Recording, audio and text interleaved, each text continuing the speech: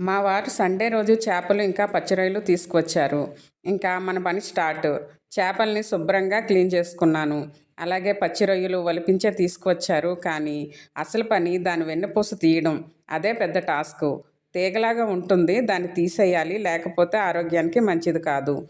ఇంకా చేపల పులుసు అలాగే చేపల ఫ్రై అని నిర్ణయించుకున్నాను. అంతా మన ఇష్టం లేండి. వంట దగ్గర మాత్రమే. ఎప్పుడూ చేసేలాగా కాకుండా ఈసారి నెల్లూరు చేపల పులుసు ట్రై చేశాను.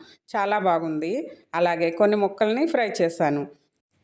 చేపల కూరలో నాకు నడుము ముక్క అంటే చాలా ఇష్టం. చిన్నప్పుడు దాన్ని నడుము ముక్క అనేవాళ్ళం. చాలా చోట్ల విన్నాను పొట్ట ముక్క అని కూడా అంటారు. తలకాయ మా వారికి గానీ, నాకు గానీ ఇష్టం లేదు. మా పాపకి అలవాటు చేసేసాంలెండి. అది వేస్ట్ అవ్వడం లేదు ఇప్పుడు. మీకెంతమందికి చేపల పులుసు ఇష్టం? ఇంకా పచ్చి రొయ్యలంటారా? వాటి సంగతి తర్వాత చూసుకుందాంలెండి. Okay. Please subscribe. Thank you. Bye.